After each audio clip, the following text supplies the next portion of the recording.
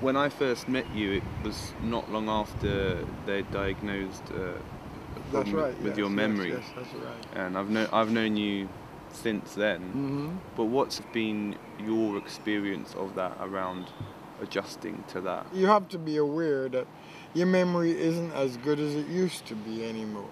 So, like, I can remember things that happened years ago, but I can't remember what happened last week. I came into contact with Winston after his diagnosis of mixed dementia through the memory service. I was really asked to visit him at home for some social contact, and that's what I've been doing. I've been visiting him at home. How's it going, Vince? Oh, not so bad. Good to see you. Yes. Would you like to go for a walk? Yeah, why not? Yes, it's healthy. And not wealthy, but it's healthy. So. One of the things that really stood out for me about Winston was that he really sees himself as a traveller. He's never really stayed in one place very long. The weekly home visits are really an important opportunity for me to get to know Winston more, to really get to understand his life, his past, his history, his travels. What's unique about my visits is, unlike other health professionals, I'm not there with a particular agenda. I'm there to spend time with them, to do what they want to do on their terms. And every time I visit them and knock on the door, what we do with our time is completely up to them. We've heard from people with dementia and their families that very often networks can shrink as dementia progresses, and people can lose touch with family and friends and sometimes find themselves isolated. But one common theme that we've found is the importance of making and keeping connections, and that seems to really strike a chord with everyone. I've been used to being on my own now, and it's far too late now, you know. You mentioned about being on your own. Do you think that's something that stays with you as well? Being on your own? Yeah. Yeah, I'm too used and set in my ways now and stuff. You know, I come when I like, I go when I like, do what I like, and it don't matter because it's me and I'm happy with it. So, you know, but yeah, sometimes, yes, you do get a bit lonely, and you know. But then sometimes when I do that, I just think, especially nowadays, I just think, why am I sitting here moping?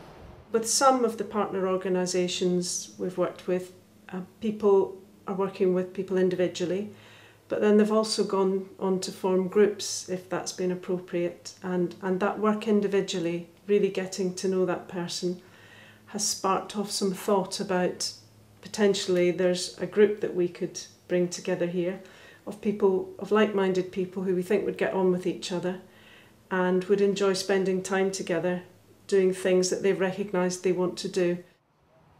The idea for the men's group really came about through a conversation with Winston about his experiences of attending local groups.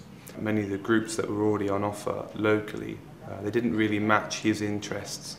Most of them were attended by older women, and really he felt the only thing that he had in common with the group was the fact that he also had dementia.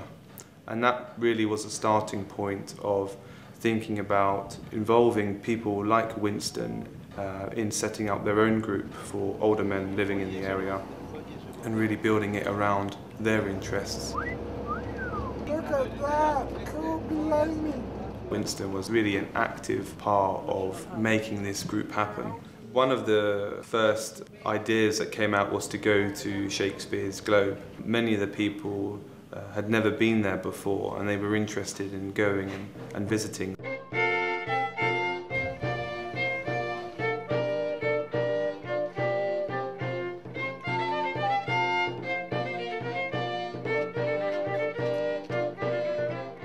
Welcome to Shakespeare's Globe. Thank you. This is actually Globe number 3. The original Globe was built in 1599. That one caught on fire, burnt down. The Globe really welcomed us. They offered us a private tour for a small group, and it was a fantastic opportunity for them to go to a place that they, in their words, they wouldn't normally have the opportunity to go to. These walls, these lovely white attractive walls, they're made out of lime plaster, which is lime putty mixed with sand And in our walls, we have got cashmere goat's hair. I lived in Kashmir. He's authentic. I lived for 2 years there, In Kashmir? in Srinagar Amazing. and Gulmarg.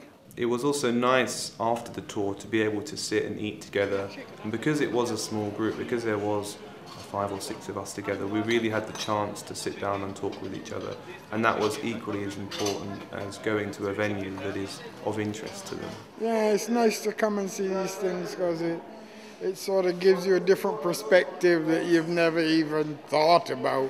You know what I mean? I thought it was wonderful. Yeah. Wonderful, really great. Was it what you expected?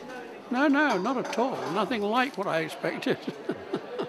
Very happy. The group was nice. It's nice to meet people, and they make my day. Like, you know, you were sitting there asking me about it now. Normally, I'd go and watch something and see it for myself and keep my thoughts to myself, but now I can share it. I'm going away for 3 weeks. To Spain? Yeah. So maybe we can go there with you. No. So I think I was about 23 or 24 when I started this job. And being such a young age, in my 20s, and working with people in their 60s, 70s and 80s, and having the opportunity to get to visit them every week, to build a relationship with them, for some of them for years, has been incredibly valuable. I've been able to draw on their experiences, both good and bad and in between, and that's really, I feel very strongly that that's made me the person I am today.